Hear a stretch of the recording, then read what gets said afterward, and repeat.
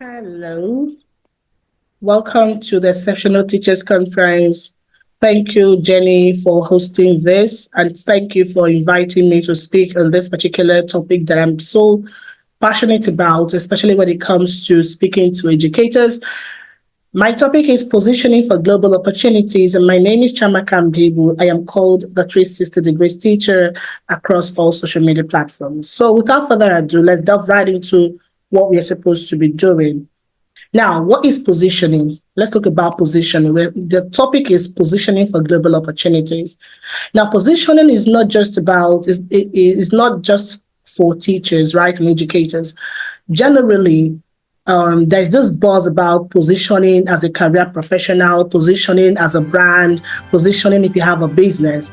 So, what is that positioning? For me, I understand it to mean that is all the things you're going to be doing in order to be in the faces of those that matter in your industry, in order to be known for something, in order to build relevance, and in order to build visibility. That is what positioning is all about.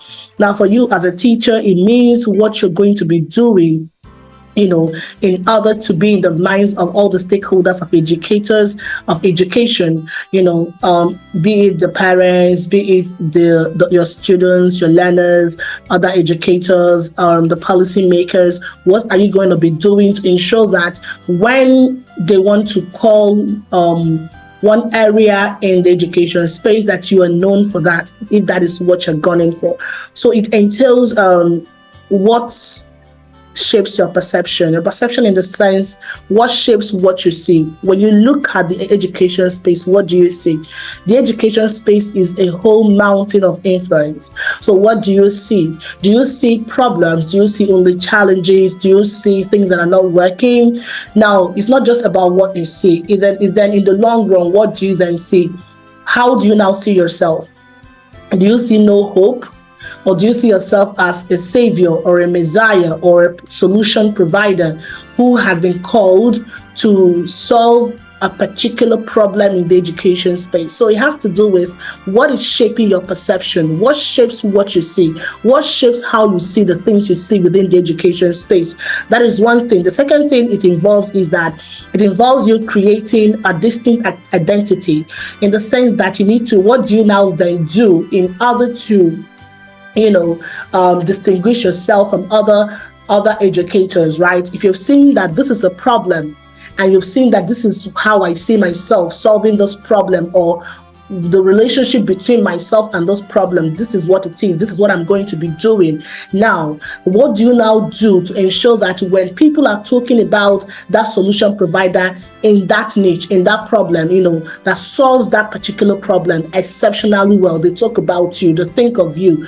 So that is what you're going to, that is what it means to create a distinct identity that is different, that distinguishes you from every other person. We might have four educators providing the same solution, but what makes yours different is what we call positioning and crafting a niche for yourself. And then how do you then strategically align yourself to achieve the goal? Now, I'm going to be giving a specific example. Now, let's assume that you have observed the trends that is going on in the education space, and you've realized and arrived at the conclusion that the nearest future, education would be driven by technology, and that teachers and educators need to become technocrats in order to thrive. You have seen this, that this is the trend, this is where this thing is going to. Now, you are having seen this, you have now told yourself that your assignment would be to either you are training and empowering teachers to become technocrats who would drive this thing, or that you're going to be providing equipment and infrastructure that would help the education space or the education community in Nigeria or in Africa to drive this thing, or to be a part of this thing and not to be left out. So let's assume that this is what you have. So this is your goal now.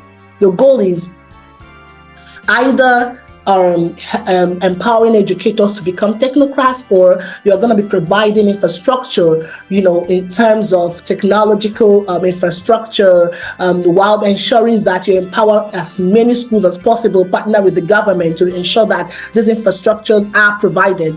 Let's assume that this is your goal. Now, what do you do in order to ensure that when people are talking about the solution bringer in terms of technology in education, they're going to think about you. They're going to think of you. This is what positioning is all about. So that thing that you do in order to be known as the go-to person when it comes to this problem solving, bringing solution to this problem within the education space, that thing you're going to be doing is what is called positioning, and it has a lot to do with visibility, networking, and a lot more, which we're going to be talking about, as we progress. So I believe this is clear. Now, why is positioning why is it really important, right? And there's this so much buzz about the word positioning. Why is it really important? First, it helps you build credibility and trust. When you are positioned, when you are known for something, when you are known for a particular thing within the education space, because of the fact that you have, built, you have provided a lot of solutions over the years, of course, it helps you build credibility. People can then trust you. Big brands can then call you, to come do A, B, C. So that is what positioning does for you. And this thing can lead to increased opportunity, including paid engagement, paid consulting, engagement. The next thing is that it helps you build visibility, right? When you are positioned within your professional circle, right, it helps to open more doors for collaboration. It helps to open more doors for speaking engagement. If you are invited to, to contribute to education initiative, I kid you not, since I have built visibility, I know the number of education projects that I've worked on in Nigeria and in Africa. Yes, I've been invited to speak on platforms that I never knew I would have spoken at, if not for visibility and positioning. Yes, I've worked a lot on a lot of educational initiatives that gave me exposure, that gave me more platform, and that even paid me. So these opportunities often come with financial compensation, I kid you not. I've spoken on platforms that I would not have spoken at if I did not build visibility around what I'm doing. Because the truth is that if people check you out and they can't see any credible thing you're doing in your online space, they can't even trust you, they can't invite you, right? The next thing is that it helps you to build specialization, right? When you carve a niche for yourself, it attracts attention. People are attracted to see, okay, this is what this lady is doing, and she has been doing it. She's been doing it for many years or so. It attracts attention, and now this attention actually can be monetized. Yeah, you can monetize this attention. You can start. You can organize workshop. You can organize trainings, a webinar. You can even organize anything, and people are going to pay you for these things you're going to be organizing or creating, because you have built specialization, you have built visibility, and they can now trust you. So another thing it does is that it helps you to network better. When you are positioned and you are visible, networking becomes seamless, because the truth is that people want to associate with people that perceive that are doing more. People they perceive as something, within any industry. So within the education space, when you are positioned, when people see you, when you are known for something, and people see the result that you've birthed, of course, networking, it becomes easier. I'm using myself as an example.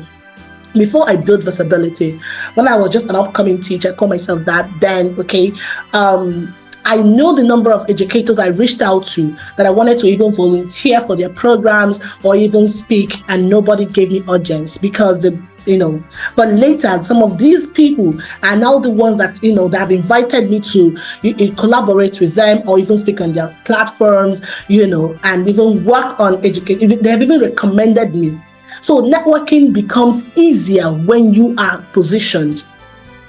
And this networking, when you network with the right people, you can actually get referrals, you can actually, get freelance gigs, you can get partnership that will be well paid, you collaborate with industry powers, powers in the industry, and it helps you grow.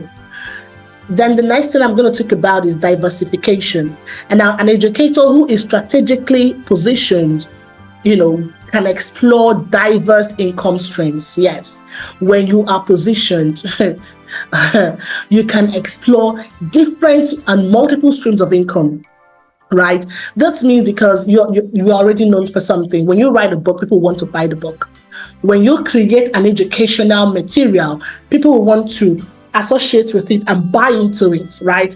When you are positioned, people know, your parents know you, that when you work with a child who wants to write an examination, that the child will definitely pass. Of course, the parents would recommend you, and you can be doing that also. You can create a course because people know you. You can create an online course and other people will go buy the course. So have you seen how you're diversifying your streams of income? Because of positioning. I kid you not. I earn from the books I have written. I earn from the educational content that I create and put on platforms like TPT. I earn from speaking engagements. I earn from teaching online. Have you seen that? I earn in different ways, different things I do, because people see you as an authority. I have online courses, and an online course I'm creating right now. I have created online courses in the past, and people have bought them based because they perceive me as an authority. This is what positioning would do for you. When people perceive you as an authority, as someone who's relevant, who is creating value, it's easy for you to ride on the waves of that, to create and multiple streams of income for yourself. Than when nobody knows you and you create a course. Let's assume that you just create a course today on how to teach a particular subject, and you've not been talking about it. Nobody knows you, both in your school, positioning both in physically, positioning both online. Nobody knows you. Nobody will. I won't buy it. I won't buy the course, right? Because I have not perceived you as an authority. So this is what positioning does for you. So I know there's this educator I wanted to work with. She told me how she wanted to create this amazing course and everything. I said, that is beautiful. But then you have not talked about it. You are not even, what you have on your online platforms are just your church activities and everything. Nobody knows you. So how do you expect people to buy your course when nobody knows you for that? Dump the course right now and start to build visibility. Start to talk about these things. Start to go do Instagram Live, do Facebook Live, talk about these things, do posting on it, right? Even talk about it with your other colleagues. Go for conferences, meet people, position yourself out there so that you'll be known for this thing before you can now start to think of putting an online course. Even before you can even start to monetize a course, put a free online course out there related to the thing you talk about. Let people even test it and see. Before build credibility. So that is what positioning will do for you. Now let's talk about some challenges. Of course, positioning does not come without challenges. We have a lot of challenges that that teachers can have that might want to hinder them from positioning themselves. And we have the lack of visibility, right? Many educators often find themselves in the shadows, with their contributions going unnoticed, especially if you're working in a school where you have a lot of leaders, right? So sometimes when you contribute, it would go unnoticed, especially if you have to go through your line manager. And when you make contributions to your line manager, the line manager might actually take that contribution and take ownership of that contribution. It has happened. I've seen it happen. In the past, I had made a suggestion, I brought a solution to my line manager. My line manager eventually took that solution and went to the leaders meeting, and took ownership of that solution. And he was applauded. He was it really pained me, right? So that lack of visibility, this is a challenge, for some teachers. Now, what do you do? When teachers lack visibility, they miss out on opportunities for recognition, career advancement, and income growth. This is so true. If you don't have visibility, you cannot advance in your career. Nobody, especially if someone is taking, someone is taking the glory for what you have done or for the suggestion that you've brought to the table, it can hinder your growth, career-wise. And then this will automatically hinder your income growth. Now, how do you overcome this challenge? Advocate for yourself. Be proactive in showcasing your achievement. So what I now do is that I don't, I wait for when we have a bigger meeting with the main leaders, and when such a challenge is brought up again, I raise my hand and I give a solution. And that was how I grew, right? So advocate for yourself, right? Be proactive.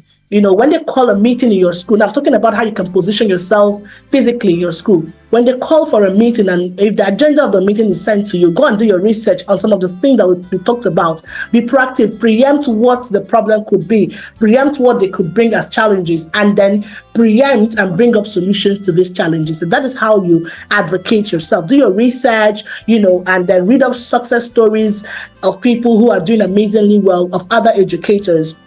Network, attend conferences, workshops, and online forums. Connect with peers and administrators and influencers within the education community, right? So try as much as possible. I tell people right now, I want you to do something. Go and get a business card. Get a business card for yourself. Start to call yourself that particular thing, right? If you call yourself the tech teacher or the technocrat teacher, whatever, create a business card. When you go for conferences, make sure that you are networking with the business card. Leave it, it gives you this prestige, right? It is networking. Network, talk about what you do, have meaningful conversation, reach out to educators online. Yes, many will not answer you, many would answer you, right? Reach out to them, see what I have in mind. Do not really tell them what you really have in mind before someone would now take what you have in mind and then grow it, right? Just reach out to them, build connections with with teachers online, build connections, go for conferences, network, leverage social media. See, I'm telling you, the power of social media is so powerful. I grew because I'm very introverted. If you leave me, I will not read. I will not intentionally. I will not ordinarily go and meet someone. I love my space. I love to be in my room. If I have the only people I really enjoy connecting with are my students, right? But then social media helped me. Social media, Instagram and LinkedIn, especially these two platforms, helped me to build visibility. Things I would ordinarily not say to you when I meet you in a physical space, I can type it on social media. I can share my thoughts. I can share what I feel. I can share my knowledge with people on my page, and people read it. Now, what did it do for me? People read it. They know it. Some reached out to me. Oh, you talk about this thing a lot. When I spoke at the first time I spoke at Teach for Nigeria Fellowship, it was someone that reached out to me because of the things I've been posting, right, on Instagram and on LinkedIn, right. The first when I worked on one educational project, a global educational project, I was part of the team that worked on that project. Someone saw it. Someone not even in Nigeria saw what I was doing on LinkedIn and reached out to me. That was how I worked on that project. And many more. I've been, when I spoke at Center the beginning of this year, it was someone that saw what I was doing on LinkedIn and reached out to me. Please, please, please do not joke with social media. In fact, I talk a lot about the future of work. The future right now is online. We are going to be having minimal physical interactions, and we're going to be having a lot of online interactions. So go right now, go to your social media and curate what you have there. Your Instagram, your Facebook. You can't just have anything that does not represent who you are or who you want to be. Go today right now, delete everything that does not represent who you are. Delete all the posts there and start afresh. I kid you not. Look at all the other educators who are out there. You know some of them because of social media. You've not met them, but you know who they are. And most of you have even recommended some of these people, not because you know them one-on-one, but because of the thing of how they position themselves on social media. So why are you playing? Do not play. Do not joke with it, right? So please use platforms like LinkedIn, like Twitter, or you can even open an educational blog to amplify your voice. I have a podcast. Someone in US reached out to me because the person listened to my podcast to come and collaborate on a project, an education project that is ongoing in Africa. And I'm part of the team. You see, so do something, podcast, social media, Instagram, Twitter, Facebook, LinkedIn, the one that works for you. Start with one, right? Share your insights, engage in discussions, build your online presence. Next thing one challenge again is competition, right? The education sector is highly competitive with the rise of online learning and global connectivity. Now you must compete for job openings, for grants, for a lot of things. So how do you do this? You have to identify your unique strengths. It can't say because this teacher is into teacher branding or something, you have to also do it because you've perceived that the teacher or that educator is excelling. You also have to do it. No, think about your strength, your unique strength. What is that thing that you can do so well? What is that thing? As little as, okay, not even as, it's not even little, as creating what you call it,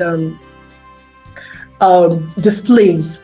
If that is what you're so good at, why don't you build on that thing? Who said when you start today, it might not even be that thing. Let that thing give you leverage. Let it give you platform. Build on it and be known for that thing before you can now branch out. Now I'm known for many other things, right? I know when you start out, you'll be known for a particular thing. When you start to build, you become an authority. People will start to consult you on different aspects within the education space. So start with something, right? Collaborate. You don't have to do it alone. You can, collaborate with another educator, or you can team up with another person. I remember when Teacher David and Teacher Idara, when that was the brand we knew, this smooth teacher, they were called Teacher David and Teacher Idara, and before they now separated, there was this collaboration, and that was how they built relevance. That was how they built. I know I used to follow them back in the days. Now, before we now have Teacher David, that's the smooth teacher. So collaborate, right?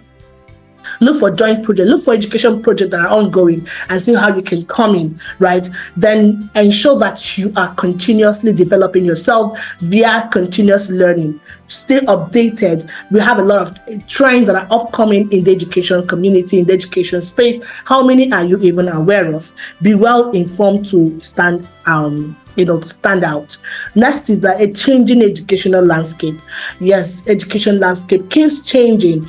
We have technology, pedagogical shifts, that is teaching strategies keep emerging, keep changing and everything. And student expectations right now, are constantly, will be constantly being reshaped by education. These are the challenges, right? Now, educators must adapt to digital tools. This is so key. See, I kid you not, if you must stand out, if you must position yourself as a teacher in this dispensation, you must be a technocrat. You must have digital skills. I kid you not, because many things you're going to be doing will be driven by technology. So you can't tell me you don't even know how to do as minor as Microsoft Word, MS Word. You can't even do it proficiently. You don't even know how to, batch and then schedule your post on LinkedIn or social media. These are the things you need to know. You can't even create a website for yourself. You need to know how to create a website for yourself. You need to know how to use Canva to do many things. You need to know how to even create a YouTube channel, shoot a video, record a screen, and all these things. If you must stand out, I kid you not, if you must stand out, please go and learn, develop and gain more digital skills for yourself as a teacher, because you're going to be leveraging a lot of technological platforms in order to stand out and be more relevant. So let's talk about strategies for effective positioning. Now, one of the strategies is personal branding. Personal brand basically means all the things I've talked about to craft a niche for yourself. And it has to do with your colors online. Now, when we talk about branding, I talk about branding in two aspects. You have the physical branding and the online branding. Now, for you to ensure that your physical branding aligns with your online, when your physical branding aligns with your online brand, then you are a success. Because those who know you physically, when they see you online, they will say, this is true, she's authentic. But when they see you online, physically, you are a latecomer. You don't stick to, you're not always punctual to school, to work. You gossip and everything, and you come online and you're talking about strategies for teachers to do this, effective teaching. They won't take you serious because people know you, right? So personal branding has to do with what you do physically and what you do online. It has to do with how are you talking about what you do. The first teaching engagement I got with a client in the US, because when I told myself I want to start to teach online, as an added income stream. I don't want to go to houses no more to do lessons. I started to talk about these things. My colleague recommended me to a friend of hers because she has seen my result. She has seen the kind of things I do. Her friend from the US called her and asked her and told her that she needed someone who is so good to help her child, in writing. Her child was in grade 9. She was like, I know someone, she's so good when it comes to technology, anything, she's so good. and she recommended me. And that was the first gig I got. And from that gig, the woman was so impressed. She recommended me to all her friends. She recommended me to all her friends in diaspora. And that was how my teaching online, skyrocketed. So personal brand is very important.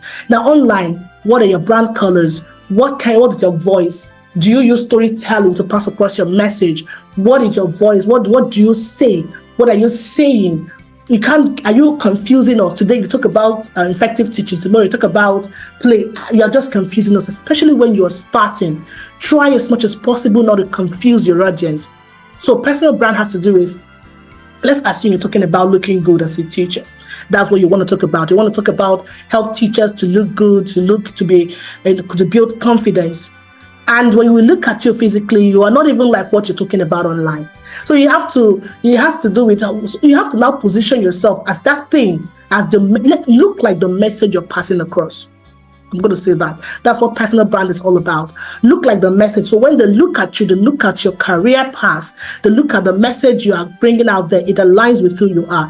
That is personal branding. Then niche expertise, that means you start with something, be known for something, right? Be known for something, but then later, eventually, when you've grown credibility and trust, and you've gotten a lot of attention, it's easier for you to branch out, right? You can now start to do other things, but be known for some things. Start with being known for something. Then networking, we've talked about this. I can't say it enough. Network. Build your online presence and continuously learn. If you want to learn, please go on YouTube. We have a lot of creators who are doning out a lot of free message, free information. Go out there and learn. Register for online courses, register for online webinars, learn.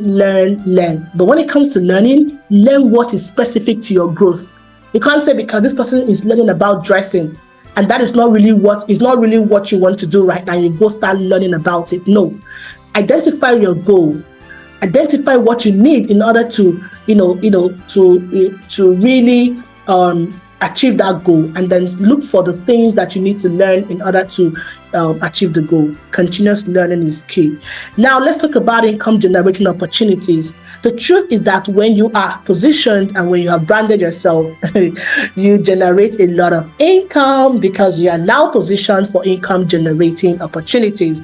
And some of these income generating opportunities that you might try, you should be aware of is one, consulting and workshop. Yes. When you are positioned, people will call you people will want you to consult for the school or whatever, right? I charge, for even sitting with teachers and helping them to understand who they are and what they can do for themselves, and how they can position to generate more income. Yeah, yes, I've sold a course on that also. So workshop, you can organize a workshop and people would pay for that workshop, and that is another income for you. Then we have content creation. Now in education, it means that you're going to be creating content, for blogs, for videos that can be monetized. It also means that you can also create educational content that can be sold. The first dollar I made was made on TPT. That was the second one. The first one was made on Amazon. Yes, when I sold a book on Amazon. So the second one was on TPT. TPT is teacher paying teacher. When you go out there, right? What motivated me was that a colleague of mine bought a particular resource on TPT for $45. Then I was like, wow. I started to create my own. The first thing I created was feedback stickers, and it sold. The first that I made $14, I was like, wow, really? People are really buying this thing. And I started to create a lot more. These are passive income. So some people, you can also create your own. I know a teacher right now who has her own website where she has created her own resources, and people go out there, they're learning her course. They are, when you teach a global teacher, she has her own website, her own courses. I think another teacher also, I can't remember her name right now, but they created their website where they have their own, platform, and they create a lot of materials, educational materials, and they sell it on these platforms. Yeah. And people buy them because they have built credibility. People trust that these resources would help because the ones they've done in the past helped. So online course, you can develop and sell your online courses. You can sell them on platforms like Udemy. I have a course coming up on Udemy right now. Yes. So you can sell online courses. If you don't trust yourself to market the course, you can sell the course on Udemy. You can sell the course on Thinkific. You can sell the course on a lot of these platforms. You can even sell it on Seller. Yes, and market it yourself, or even create your own website and sell on your website. These are ways to make money. I kid you not. Then freelancing. Yeah, this is like teaching, online. I teach in a school right now. I also teach. I teach online. I have, in fact, the income I make teaching online is much more than what I make teaching 9 to 5, which is also a big deal for me, right? So you can imagine you have 3 students from the UK, and you are charging 300,000 at the end of the month. Okay, let's even say you're a beginner, you're charging them 80,000 at the end of the month. Is something.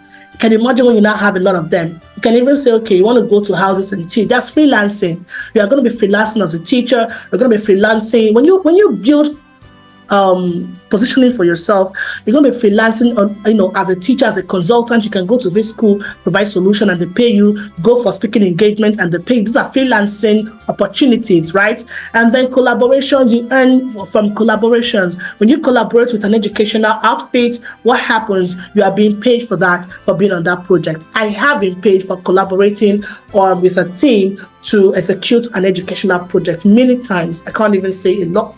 Many times. These are income converting opportunities that would come to you because you are positioned.